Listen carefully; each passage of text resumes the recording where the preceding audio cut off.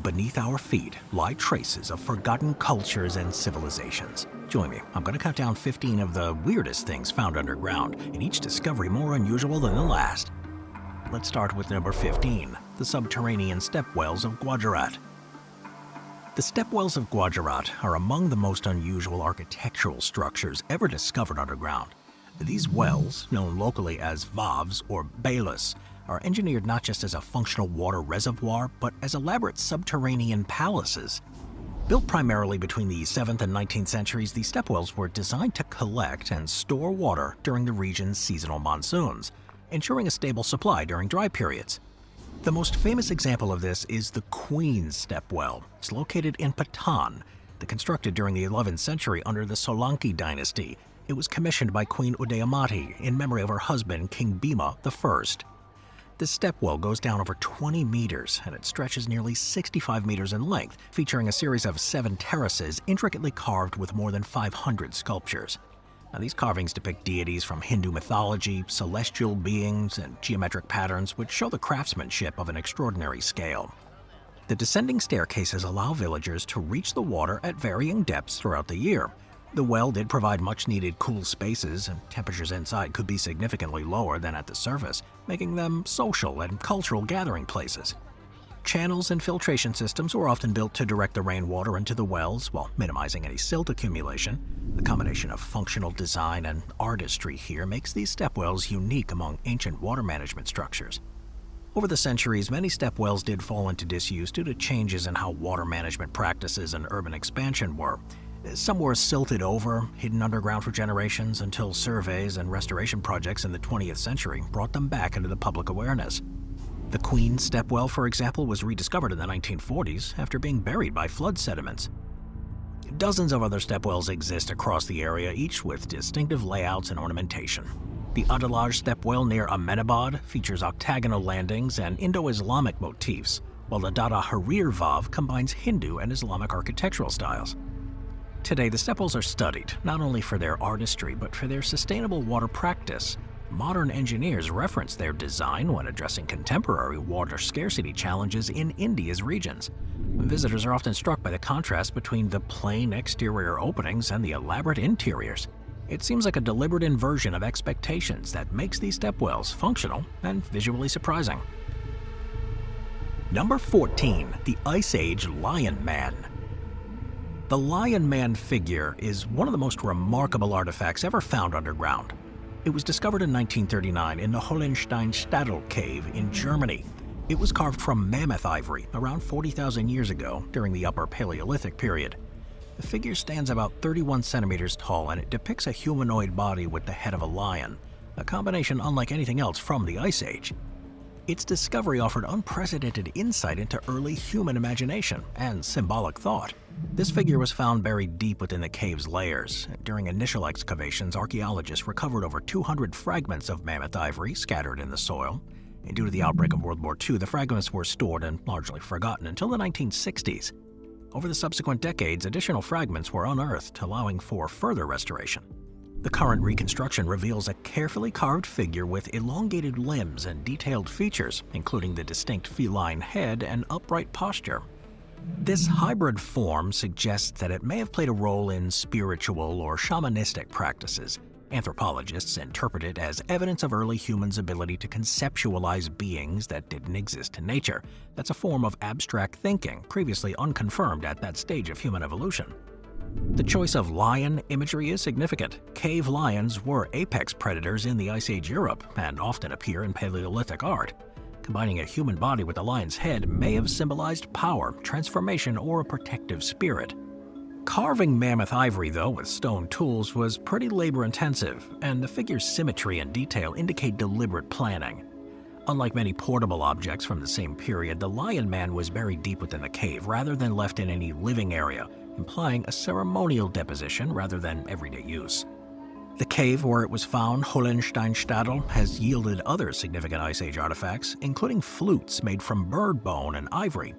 Together, these discoveries paint a picture of a community engaged in complex cultural and symbolic activities tens of thousands of years ago. This region of Germany has since been designated a UNESCO World Heritage Site for its contributions to understanding early human creativity. Modern imaging and analysis have provided further insights. Microscopic examination of tool marks reveals the techniques used to carve the ivory, while residue analysis has suggested the possible application of ochre or other pigments to highlight features. Although no definitive traces of color remain, it is plausible that the figurine may have once been painted or decorated. Today, the Lion Man is housed in the Ulm Museum in Germany, where it continues to captivate researchers and the public. As one of the oldest known examples of figurative art, it demonstrates that the capacity for abstract thought, imagining beings' lived experience, was already well developed among the first modern humans in Europe. Number 13. The Longyou Caves. The Longyou Caves, located in Zhejiang Province in China, is one of the most amazing underground discoveries. It was first identified in 1992 by local farmers draining ponds near the village of Xianbeikun. These caves turned out to be massive hand-carved chambers extending deep below the surface. In total, 24 individual caverns have been found, covering an estimated 30,000 square meters. What astonished researchers is that no historical records mention their construction, despite the immense labor and planning required to create them. Each cave is roughly 30 meters deep and exhibits remarkably smooth walls, uniform angles, and symmetrical layouts. Support pillars are evenly spaced throughout, indicating a careful structural engineering to prevent collapse. But despite the scale, they show no evidence of collapse or unfinished work, implying they were deliberately completed and maintained. The origins remain uncertain here. Archaeologists generally date them to the Qin or Han dynasty. It's about 200 BC to 200 CE. Based on nearby artifacts and construction techniques, but the definitive proof is lacking. Their purpose is equally mysterious. The absence of artifacts, domestic features, or obvious ceremonial elements leaves scholars divided on whether they served as storage facilities, refuges, or monumental projects with symbolic significance. The caves remained sealed and waterlogged for centuries, which inadvertently preserved them in remarkable condition. Once drained, the interiors revealed no inscriptions, murals, or signs of reuse, which is unusual for large underground structures in China. The uniform chisel marks covering every surface still remain one of their defining features, and it's a key focus of study. These marks are so consistent that some researchers suggest they may have had an aesthetic or symbolic purpose beyond simple excavation techniques. Today, the caves are open to visitors, and they've become a significant tourist destination. Restoration work has been minimal, allowing the caves to retain that raw appearance. Modern lighting in there highlights the scale of the chambers and the craftsmanship of the builders. Ongoing investigations aim to determine precise methods used in their construction and why they were abandoned. While imperial projects like the Great Wall and the Terracotta Army are well documented, the Longyou Caves remain an anomaly, massive, deliberate, and yet absent from records. Their existence suggests that significant episodes of regional history may still be hidden underground, awaiting rediscovery. Number 12. The Trundholm Sun Chariot. The Trundholm Sun Chariot. It's a Bronze Age artifact discovered in 1902 in a peat bog on the Danish island of Zealand. The find consisted of a bronze horse pulling a large gilded disc mounted on wheels, interpreted as a representation of the sun's journey across the sky. Dating to around 1400 BCE, the Sun Chariot offers a glimpse into Nordic cosmology and the symbolic importance of solar worship during the Bronze Age. Initially, it was mistaken for debris and set aside, only later recognized for its significance. Examinations revealed its exceptional craftsmanship. The horse and disc were cast in bronze, with the disc covered in thin sheets of gold on one side and left plain on the other. These contrasting surfaces were widely interpreted as representing the sun's passage, the gilded side for day and the plain bronze for night. The Sun Chariot is on 6 wheels, 3 beneath the horse and 3 beneath the disc. This design is more symbolic than functional. The wheels would not have been practical for actual movement, but they suggest motion in a ceremonial sense. The horse itself is stylized with elongated legs and a slender body typical of Nordic Bronze Age art. Both horse and disc were crafted using advanced metalworking techniques too, including wax casting and gilding, indicating a high level of technical sophistication. Scholars believe these artifacts reflect a cosmological belief in which the sun was imagined as being drawn across the heavens by a divine horse or chariot. It provides an important evidence for shared symbolic themes across early European cultures. Remarkably, it was preserved in excellent condition by the anaerobic environment of the peat bog. This wet, oxygen-poor condition prevented any corrosion, which allowed details of the casting and gilding to remain visible after more than 3 millennia in the ground. Conservation efforts following its discovery ensured that the artifact would be displayed without any reconstruction. The find also does shed some light on the ceremonial practices of Nordic Bronze Age societies. The deliberate deposition of such a finely crafted object in a bog suggests a ritual offering, maybe intended to ensure the sun's continued journey or to mark seasonal transitions. This practice of bog sacrifice is well documented in Northern Europe, where weapons, tools, and even entire boats were intentionally deposited into the wetlands as offerings to the deities. The imagery on it, though, continues to inspire modern interpretations of Bronze Age religion and cosmology. It offers a tangible connection to beliefs that predate any written records. This artifact shows how ancient peoples sought to understand and symbolize the forces governing their world, embedding celestial phenomena in art that's endured for over 3,000 years. Number 11. The Cave Fortress of Vardzia. The cave fortress and monastery complex of Vardzia is carved directly into the cliffs of the Orishti mountain in southern Georgia, overlooking the Mekvari River. It was constructed in the 12th century during the reign of Queen Tamar, one of Georgia's most celebrated rulers. Vardzia is a symbol of the medieval Georgian kingdom's ingenuity in defending itself against external threats. Unlike above-ground fortresses, Vardzia's defensive strength lay in its concealment, an entire city hidden within the rock. The complex spans about 500 meters along the cliff face and originally contained more than 3,000 chambers on as many as 13 tiers, although many have since collapsed due to earthquakes and erosion. The remaining structures, about 600 rooms, 25 wine cellars, and multiple chapels, showcase a unique adaptation of urban planning to a subterranean environment. Narrow tunnels connect living quarters, storage rooms, and defensive positions, allowing people to move safely within the complex even during sieges. Central to Vardzia is the Church of the Dormition, which still retains its 12th century frescoes depicting Queen Tamar and her father, King George III. The church is carved entirely into the rock with high ceilings and frescoes that remain well preserved due to the stable underground climate. The paintings here are among the most important examples of medieval Georgian art, illustrating religious themes and royal imagery. Hidden from plain view, this fortress allowed thousands of monks, soldiers, and civilians to shelter in relative safety, and the complex also included a sophisticated water supply system with clay pipes that channeled spring water into cisterns. Over time, though, it was transitioned from a military stronghold to a monastic center.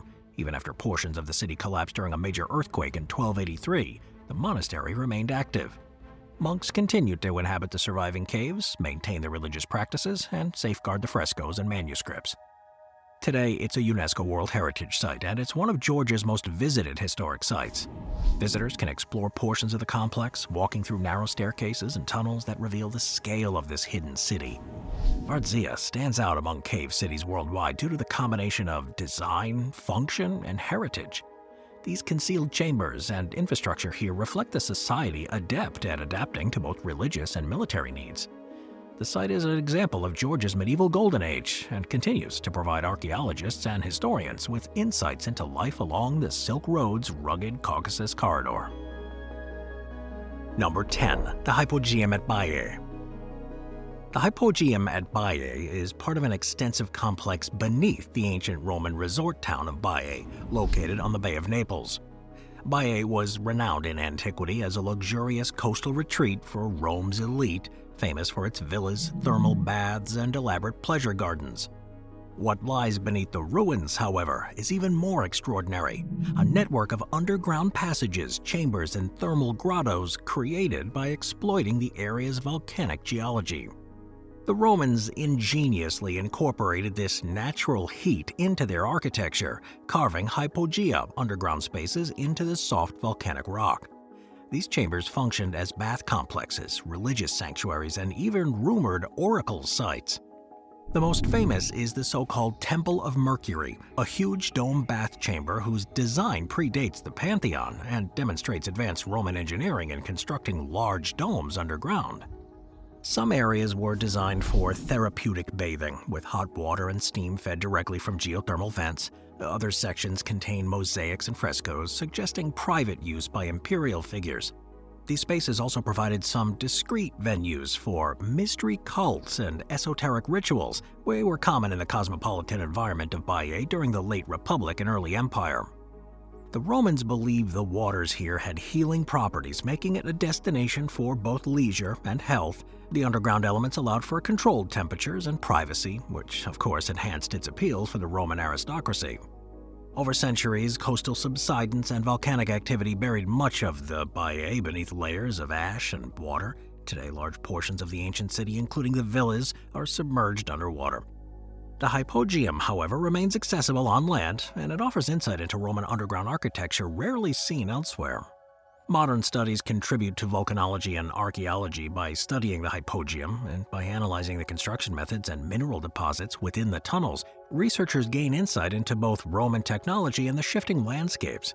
Conservation challenges remain due to humidity and ongoing volcanic activity, but the restoration projects aim to stabilize the site and make it more accessible. The hypogeum at Baiae is an exceptional example of subterranean design, a fusion of geology, luxury living, and architecture hidden beneath one of antiquity's most decadent resort towns.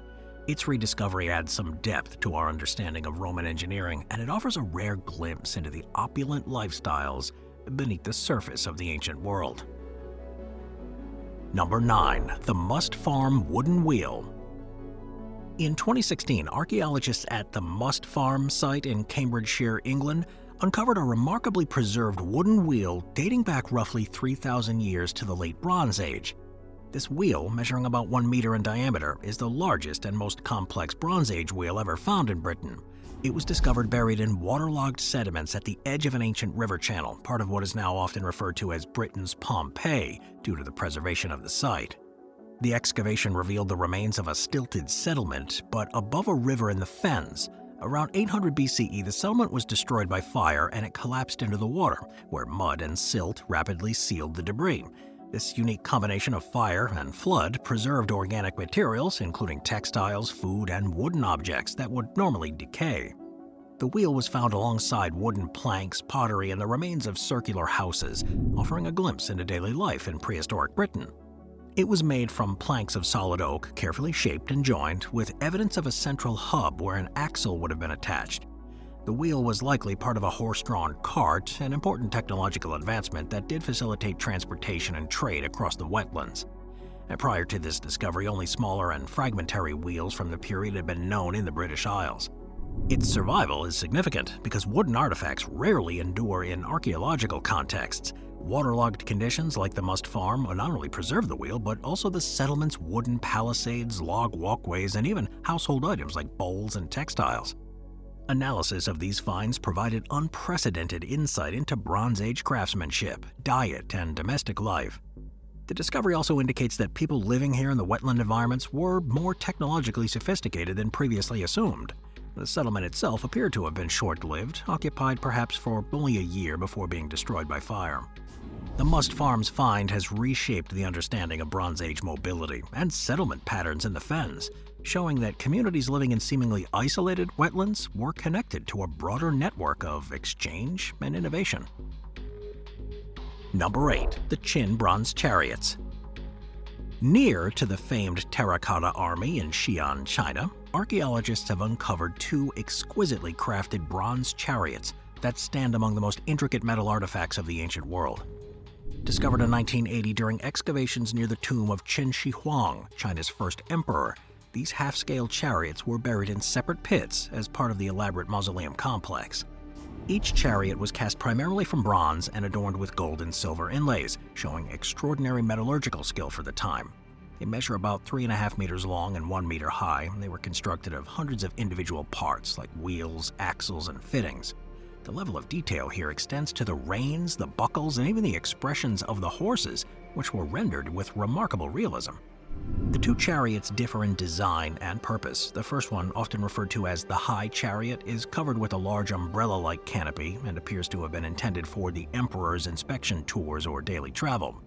The second, known as the Low Chariot, is fully enclosed, suggesting ceremonial protective use during state occasions. These chariots do provide important evidence of transportation and military technology during the Qin dynasty. Their construction reflects the practical knowledge of chariot design, spoked wheels, curved dashboards, and suspension elements, while also serving as a symbolic function. The preservation of these artifacts owes much to the soil conditions within the burial pits, which shielded the bronze from extensive corrosion for over 2,000 years. Today, they're displayed in the Qingshi Huang Mausoleum Museum, where they're considered masterpieces of ancient Chinese craftsmanship. Alongside the terracotta army, the bronze chariots reveal the meticulous planning and immense resources devoted to ensuring the emperor's protection and prestige in the afterlife. For archaeologists and historians, these chariots are a key link between the ceremonial grandeur of the Qin dynasty and the practical realities of early imperial technology. Moving on to number 7, the Copper Scroll Treasure Map. Among the famed Dead Sea Scrolls discovered between 1947 and 1956, one of them stood apart from the rest, a scroll made entirely of copper rather than parchment or papyrus. Found in 1952 in Cave 3 near Qumran, this artifact quickly drew attention because of its unusual material and its contents. It described what appeared to be a treasure map listing 60 locations of hidden gold and silver hoards. The scroll's detailed descriptions of weights and locations set it apart from the others, primarily religious manuscripts found in the region. Now, unlike the other Dead Sea Scrolls, which contain biblical texts, hymns, and community rules, the Copper Scroll is entirely practical in tone. It lists huge quantities of treasure, talents of gold and silver, buried in specific places like cisterns, courtyards, and even beneath agricultural terraces. The language, though, is sparse and it lacks any religious commentary, which fuels debate about whether it records an actual hidden treasure or serves as some kind of allegorical or ritual text. Crafted from thin sheets of copper alloyed with about 1% tin, it was rolled up tightly and corroded over the centuries, making it impossible to unroll without damaging it. In 1955, the scroll was carefully cut into strips at the University of Manchester using a specialized saw, allowing scholars to read and study the inscriptions for the first time. This revealed a unique Hebrew dialect with terms and place names that were unfamiliar from other ancient sources. Theories about the treasure's origins abound. Some researchers suggest it documents the temple treasury from Jerusalem, hidden during the First Jewish-Roman War, to prevent it from falling into Roman hands. Others link it to the Qumran sect itself, proposing that the community concealed wealth for safekeeping. Skeptics argue that the quantities listed, in some cases tons of gold and silver, are implausible for the period, and they may represent symbolic or exaggerated figures. Despite numerous expeditions, none of the treasures described in the Copper Scroll have been found, and many of the place names are either unknown or so general, like in the valley under the steppes, that identifying them in the modern landscape is nearly impossible. Today, though, the Copper Scroll is housed at Jordan Museum in Amman, Jordan.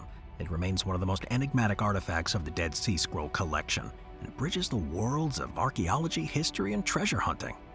Whether literal or symbolic, it provides a rare glimpse into the complex economic and religious life of Judea in the centuries surrounding the destruction of the Second Temple. Number 6. The Chav&iacute monolith.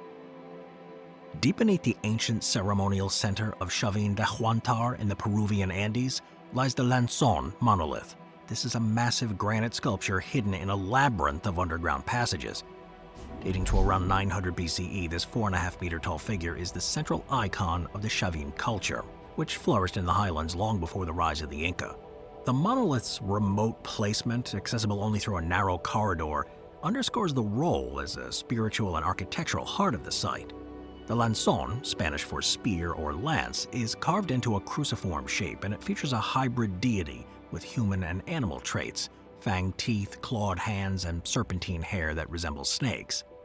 Its body twists in a dynamic posture, a hallmark of Chavín art. The figure combines elements of jaguars, caimans, and raptors, which were powerful animals in Andean cosmology, which represented supernatural beings that transcended the human and natural world.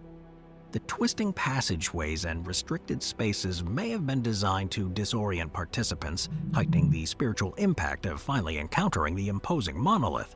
The lanzón's placement at the convergence of multiple corridors also suggests it was intended to be experienced from different angles, reinforcing its role in Chavín religious practice. The monolith itself is carved from a single block of granite. It's carefully fitted into the temple's foundations. Its surfaces are incised with intricate motifs, including dual-faced imagery and supernatural creatures, reflecting the Chavín's emphasis on transformation and duality. Scholars interpret these features as expressions of shamanistic power, the ability to move between worlds and assume animal identities during trance states. Excavations here have revealed additional underground features, including acoustic galleries and drainage canals that may have amplified sound and channeled water during ceremonies. Today, the Longyou monolith is protected within the restored temple complex. It's considered one of the most significant artifacts of early Andean civilization, and it continues to be studied for its insight into pre-Inca religious traditions. Number 5. The Sutton Hoo burial ship treasures. In 1939, on the eve of World War II, one of the most extraordinary discoveries in Britain was unearthed from a grassy mound in Suffolk, the Sutton Hoo ship burial. This find revealed a 7th century Anglo-Saxon burial chamber containing an astonishing hoard of treasure, weapons, and ceremonial regalia, all concealed underground for over 1,300 years. This discovery transformed our understanding of early medieval England, shifting perceptions of the so-called Dark Ages from a period of decline to one of remarkable wealth. The burial site here consists of a group of mounds overlooking the River Deben. Excavations of the largest mound reveal the ghostly imprint of a 27-meter-long wooden ship. The timbers themselves had decayed, but the iron rivets remained in place, forming a perfect outline of the vessel in the sandy soil. At the center of the ship lay a wooden chamber filled with goods of exceptional craftsmanship. Among the most iconic items is the Sutton Hoo helmet, a masterwork of Anglo-Saxon metalworking. Crafted from iron and covered with tinned bronzed panels, it features intricate interlaced designs of warriors, animals, and mythical beasts. The helmet's faceplate, with its distinctive mustache and eyebrows shaped like wings, has become one of Britain's most recognizable artifacts. The burial also contained an array of finely made objects: a ceremonial shield, a gold belt buckle weighing over 400 grams, a sword with a pattern-welded blade, and garnet inlaid shoulder clasps. Additional treasures included silver bowls from Byzantium, drinking horns, a lyre, and gold coins from Merovingian France, evidence of extensive trade connections across early medieval Europe. The identity of the individual buried at Sutton Hoo remains debated. Many scholars suggest it may be King Raewald of East Anglia, who died around 624 CE, based on the dating and grandeur of the grave goods. However, no human remains were found, likely due to the acidic soil that dissolved organic material. This discovery provided unprecedented insight into the artistry and sophistication of the Anglo-Saxon England. The intricate gold work demonstrates advanced techniques like enameling, with the assemblage reflecting both pagan and Christian motifs. The ship burial also echoes Scandinavian practices, illustrating cultural connections across the North Sea. Today, the Sutton Hoo site itself is managed by the National Trust. Ongoing research continues to analyze residues, tool marks, and microscopic details of the artifacts, shedding light on early medieval craftsmanship and the elite burial practices. Number 4. The ancient Anatolian. In the Neolithic settlements of Anatolia, particularly at Chav&iacute and Hohle, archaeologists have unearthed numerous small clay figurines depicting corpulent female figures seated or reclining, often referred to as the Mother Goddess figurines. These artifacts, buried in house floors, storage bins, and refuse pits, date to between 6500 and 5500 BCE and provide a window into early farming communities' symbolic and ritual practices. The most famous example from Chav&iacute shows a robust female figure seated between two felines, arms resting on the animals' backs. The figurine, sculpted from baked clay, is highly detailed, emphasizing wide hips, pendulous breasts, and a pronounced abdomen. This representation is widely interpreted as a fertility symbol, embodying abundance and the cycles of birth and growth. Excavations at Chav&iacute, first led by James Millart in the 1960s and later continued by Ian Hoder's team, revealed hundreds of these figurines in various forms. While popular interpretations have labeled them as goddesses, scholarly opinion is more nuanced. Many researchers suggest they may have served multiple purposes: household talismans, teaching tools, or symbolic representations of ancestors rather than deities in the modern sense. The exaggerated physical features of the figurines, the large hips, thighs, and abdomens, likely relate to themes of fertility and sustenance. In subsistence farming societies, successful reproduction and food abundance were critical to survival. The association with animals like felines or bulls may reflect domestication of livestock and its symbolic importance. Some figurines also exhibit deliberate breakage, hinting at a ritual deactivation before disposal, a practice observed in other prehistoric contexts. But beyond their symbolic role, the craftsmanship provides some insight into early technological practice. Made from local clay or soft stone, they were shaped by hand without molds and sometimes fired in simple hearths. Their durability and widespread occurrence indicate they were significant cultural items, exchanged and replicated across communities in the region. They continue to captivate researchers and the public, not only for their appearance, but also for what they reveal about early human conceptions of life, fertility, and the relationship between humans and their environment. Their discovery beneath humble homes underscores the profound connection between domestic space and spiritual meaning in the early agricultural societies. Number 3. The Venus of Hohle Fels. The Venus of Hohle Fels is one of the most remarkable artifacts ever discovered underground, offering some insight into early symbolic behavior and the representation of the human form. Unearthed in 2008 in the Hohle Fels cave in southwestern Germany, this small figurine dates back about 35 to 40,000 years, making it one of the oldest known examples of figurative art created by modern humans. Carved from mammoth ivory, the figures measure just about 6 centimeters in height but exhibit striking features: exaggerated breasts, a prominent belly, and detailed genitalia. These characteristics emphasize fertility and reproduction, themes that were commonly associated later with Venus figurines across the Ice Age Europe, though this is the earliest example known to date. Like later figurines, the Venus of Hohle Fels is lacking a defining head. Instead, it's got a carved loop, suggesting it may have been worn as a pendant or an amulet. The figurine was found buried deep within layers of sediment, alongside stone tools and other ivory artifacts associated with the Aurignacian culture, the first culture in Europe that was linked to the Homo sapiens. The cave itself has yielded other important finds, including bone flutes and animal figurines, pointing to a rich symbolic life among these early hunter-gatherers.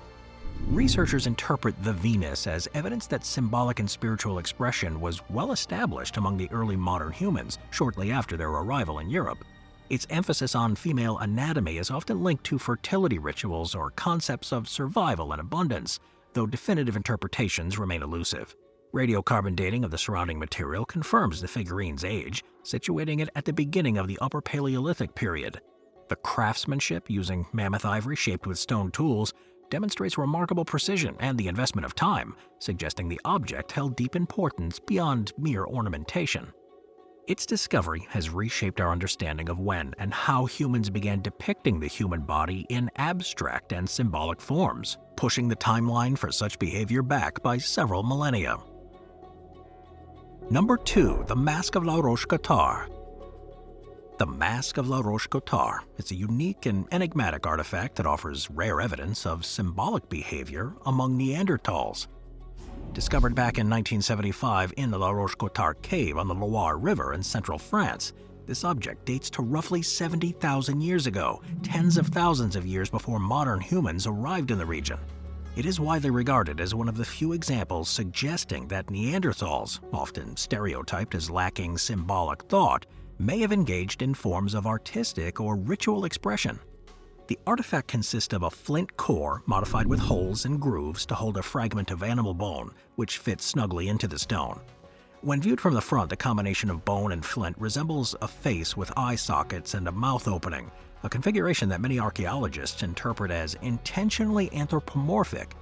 The quote-unquote mask was found buried in sediment deep within the cave, in an undisturbed layer associated with Mousterian tools used exclusively by Neanderthals. Debate surrounds whether the resemblance to a face was intentional or coincidental. Some researchers argue the placement of the bone within the stone's natural depressions indicate a deliberate modification and symbolic intent. Others caution against overinterpretation, noting that natural processes can sometimes produce face-like patterns that humans instinctively recognize. If indeed intentional, the Mask of La Roche-Cotard challenges long-standing assumptions about Neanderthal cognition. It implies that Neanderthals were capable of symbolic representation, a trait once thought unique to Homo sapiens. This does align with growing evidence from other sites showing Neanderthal use of pigments, personal ornaments, and possibly cave markings, painting a more complex picture of their culture. Recent studies using 3D imaging and experimental archaeology continue to examine how the mask was constructed and whether its face-like qualities were intentional. While definitive answers remain elusive, the artifact has become a focal point in discussions about Neanderthal symbolic behavior. Regardless of the interpretation, though, it represents a profound moment in human evolution, a glimpse into the possibility that Neanderthals, like modern humans, sought meaning and expression beyond mere survival. Number 1. The Qin Dynasty Stone Armor. In 1998, archaeologists excavating near the mausoleum of China's first emperor, Qi Huang, uncovered an unusual set of artifacts buried underground. Hundreds of intricately carved stone plates that once formed suits of armor. Unlike the famed terracotta army found nearby, these suits were not intended for battle but were ceremonial in nature. Their discovery provided an unexpected glimpse into the funerary practices and symbolic artistry of the Qin dynasty over 2,200 years ago. Each suit consisted of hundreds of small limestone or sandstone plates, carefully shaped, drilled with tiny holes, and laced together with bronze wire to mimic the construction of real armor. When assembled, these suits would have been flexible enough to allow movement, though they were far too heavy to serve any practical purpose. Scholars believe they were symbolic, representing the emperor's eternal protection in the afterlife rather than functional military gear. Individual plates vary in size and shape, which reflects the different styles of armor worn by soldiers. From scaled cuirasses to lamellar designs, some suits are highly detailed with beveled edges and decorative elements. Others appear more simplified, possibly intended for lower-ranking figures. The sheer labor required to carve, drill, and assemble each suit underscores the huge resources devoted to Qin Shi Huang's burial complex. But one of the most intriguing aspects of the find was its preservation. The armor was buried in pits that had collapsed over time, protecting the stone plates from weathering but scattering them into thousands of fragments.